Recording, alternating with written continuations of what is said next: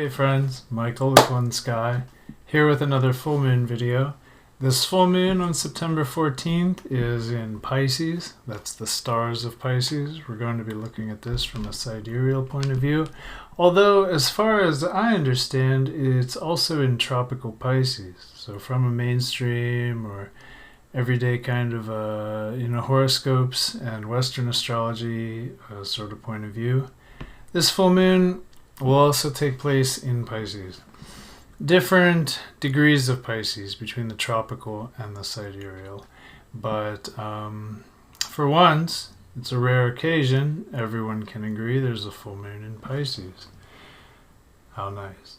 So, if you are new to the channel, there's a couple things going on here. The first thing is I practice 13 sign, uneven sign, Sidereal Astrology, or true Sidereal Astrology as it's called.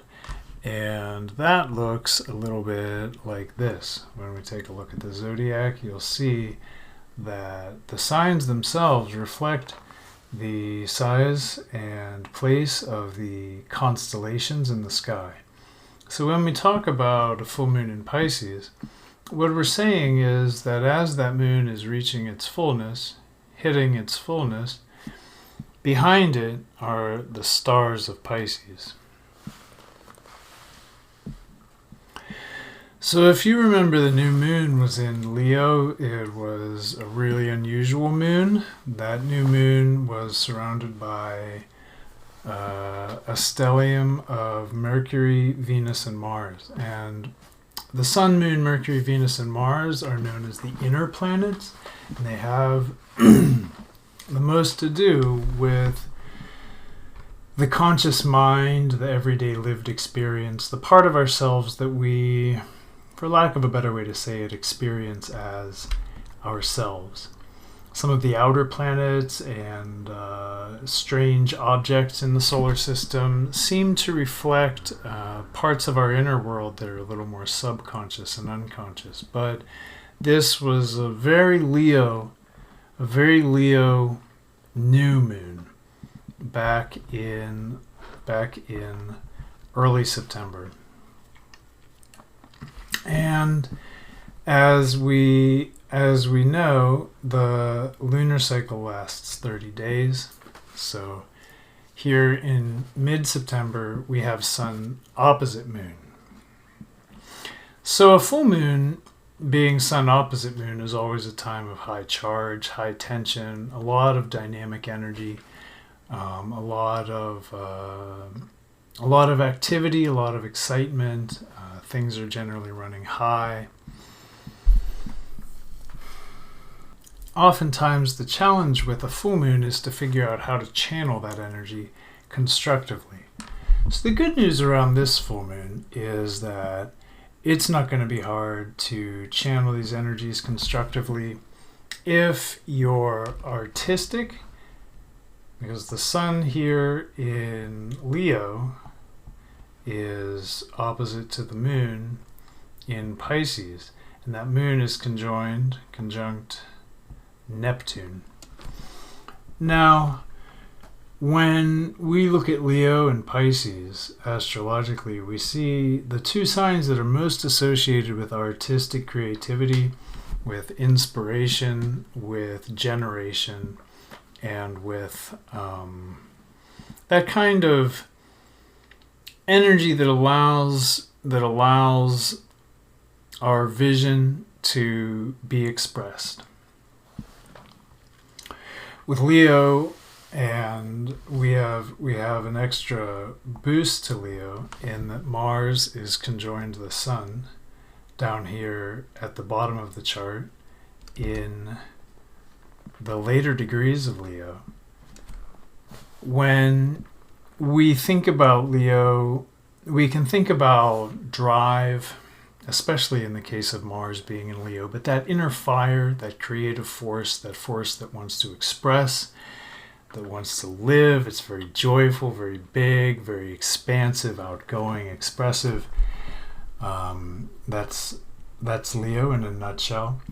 And when we think about Pisces, A moon in Pisces is already going to be very spiritual, very sensitive, very gentle. Pisces is a sign, is ruled by Neptune. Neptune here conjoined to the moon. So this moon has a very strong Neptunian stamp, a very strong Piscean Neptunian stamp. Now, with Pisces, as it relates to the arts, you see more of the quality of receiving inspiration, maybe in a visionary way, maybe through dreams, through altered states, through just the expansive quality of the visionary mind. We get ideas, we can hear the muses, we can see maybe in our mind's eye what we're might be able to create. And with Leo, we have that force of expression, that ability to get that down on paper or into some kind of form from the realm of the ethereal. So we have Pisces, the ethereal, the inspired, the visionary. And we have Leo, the creative, the expressive, the artistic. So right away, if we're looking at how to balance these energies, how to channel the energies of a opposition constructively, what we want to be concerned with is tuning into our own inspiration to create. And the most supported flow of energy at this time is going to be in the realm of bringing your vision into the world, be it drawing, painting, sculpting, making music. Leo does have a very generative energy that is not limited to artistry. Oftentimes Leos make great leaders, and this could be a time when we're inspired to make change to maybe the systems we work within. If you remember that new moon video that I made a couple weeks ago for this new moon, this lunar cycle, I remember talking about how this cycle really is the cycle of the boss, the cycle of Leo, and how we needed to take that seat of authority in our own lives to really make the most of this cycle. I hope that we've all been able to have our own experience of taking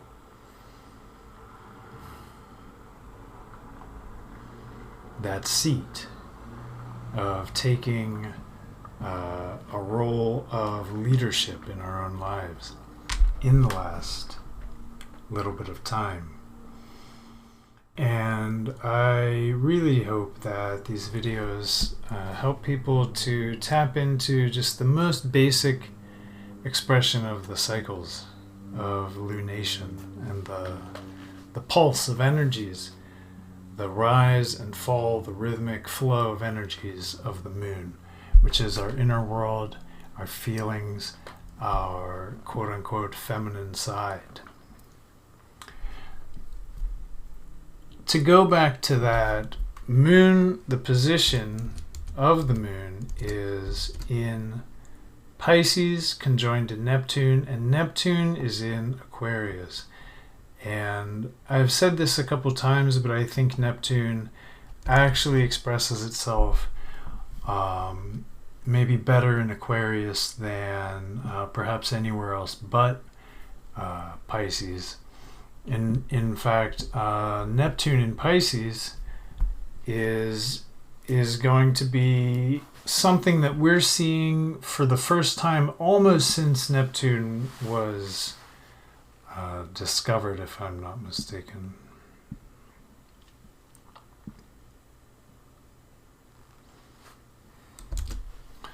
So, to focus on this moon in Pisces conjoined to Neptune, in Aquarius is going to be a great time to channel the energies of inspiration in our lives. And with Neptune in Aquarius and the moon really on that Pisces-Aquarius cusp, to be precise, what we have is the opportunity to tune in to what the universe is telling us. So especially whether we're going to be creating art or even just doing creative writings, or just something like journaling, something maybe for us that isn't going to be expressed, shared with the world. This is still regardless of how you channel it. So again, if that channeling is the Leo, the receiving of it, of inspiration, of guidance, wisdom, visionary knowledge, the receiving of things is especially accentuated. Aquarius tends to be focused on the truth of things, the higher truth, the real, we could say, divine principles. And Neptune has a lot of troubled expressions, a shadow side that includes deception, self-deception, scandal, addiction, alcoholism especially. And we see when it expresses its higher natures, its higher angels, if you will, that with Neptune you find the qualities of forgiveness, of gentleness. And with the moon in Pisces and Neptune near Pisces on that cusp, what we have is an energy where our sensitivity is very heightened. So I would be aware at this time for the messages that life might be giving us through our feelings. Intuition is going to be especially high during this moon. To take a look at some of the other relationships in this lunar chart of this full moon, we do have, entering into the realm of Virgo, the stars of Virgo, we have Venus and Mercury conjoined in the early degrees at around 7 degrees into Virgo. And this is going to bring a little bit of an energy of fine-tuning, of interest in quality. It's going to bring improvement. So anything we do using creative power to improve the quality of our lives, to improve the quality of others' lives, to even maybe another expression of it that's very possible, very supported, would be artistic improvement, refining of our own creative skills, refining of our own leadership skills, refining of the way we communicate. And by refining, I mean not being satisfied with where things are, but with wanting them to be better and better. A drive, an urge to improvement is something that the stars of Virgo are always imparting on the planets as they move through it.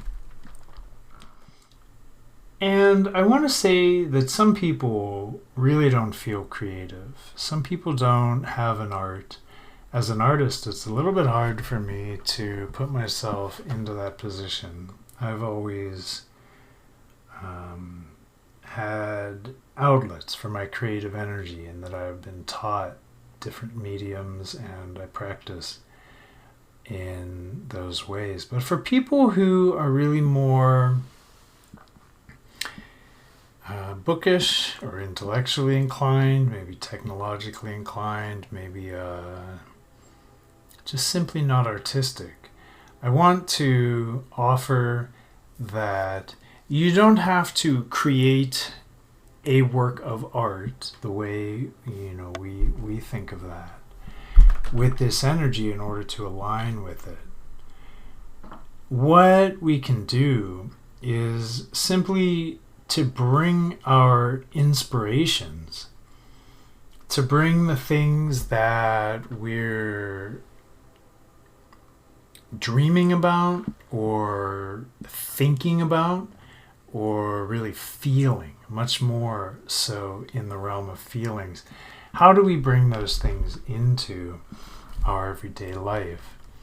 And the everyday world, the real world of bricks and mortar and stuff and things, is Saturn's territory. And we do see harmonious aspects up to Saturn from both the sun and moon. So also supported, besides just simply, going out and making a painting or throwing a pot, also supported is making change to the systems and the structures of your life in accord with your vision, the moon in Pisces, conjoined Neptune, for a better world, a better you, better relationships, just that growth in a positive direction towards the fullness, the wholeness of things. And that's Aquarius here. So we have that, and we also have Pluto here in Saturn's territory. That's the stars of Sagittarius. We have Pluto, and it is also making harmonious relationships, the trine sextile up to that sun and moon. And this could bring a theme around change or transformation. Those are Pluto's higher principles. But Pluto also rules a lot of dark and savage things like black magic, drugs, hard drugs, slavery, death. Pluto has a side that's very hard to handle. So those themes about both change, transformation. I often refer to Pluto as the phoenix which rises out of its own ashes, because in that death that Pluto reflects and rules, there's also rebirth. Nothing really ends. Nobody ever really dies. Everything is simply transformed. We drop this shell and we pick up another one. And lastly, what we see making aspects to both the sun and moon is Jupiter, which has in the meantime gone direct and is moving back through Ophiuchus towards the galactic center. Now, that's pretty exciting, and in about, I'm just going to step out on a limb here and say about 5 or 6 months. That looks like about 5 or 6 months of Jupiter travel. Jupiter will pass the GC, the supermassive black hole at the center of the Milky Way galaxy, which marks more or less the border between Ophiuchus and Sagittarius. And as a planet moves past that galactic center, it's often a bit of a reset to its energies, a kind of new cycle that as planets move past that point, they're infused with an energy that takes a new expression. It takes a new expression than the energy it had been expressing previously. So with Jupiter squares, we often have a sort of too much expanse, a little bit of overreaching, quality of overshooting the mark, or getting too excited about things. And in the arts, that's not always so much of a problem. But Jupiter squares aren't always so much of a problem. Jupiter's benefic, a great blessing in its energies, and the fact that it's connected with the sun and the moon, bringing that energy of good luck, good fortune, blessings, auspiciousness, good mood, good humor, open doors. It's a very permissive, very allowing energy.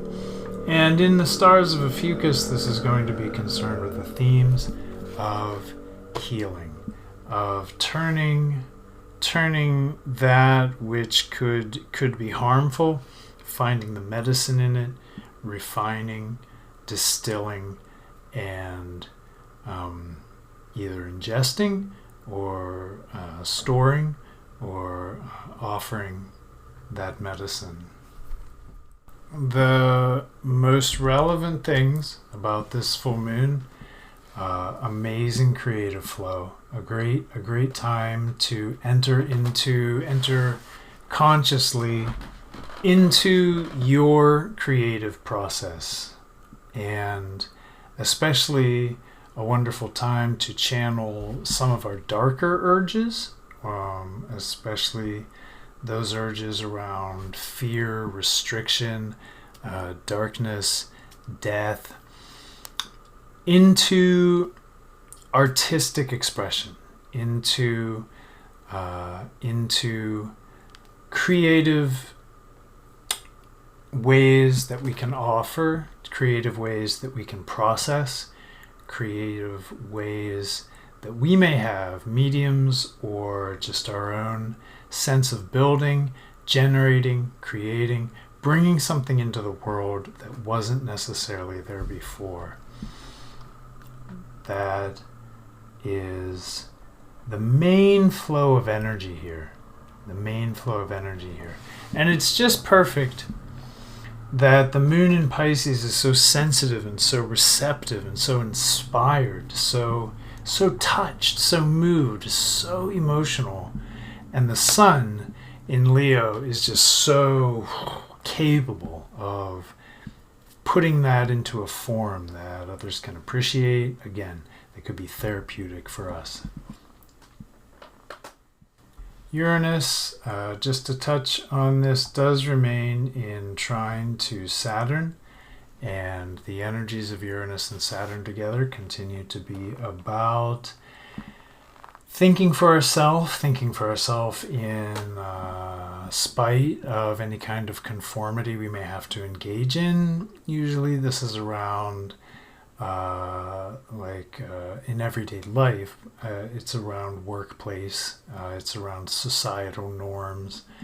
Uranus flies in the face of convention, and Saturn is convention.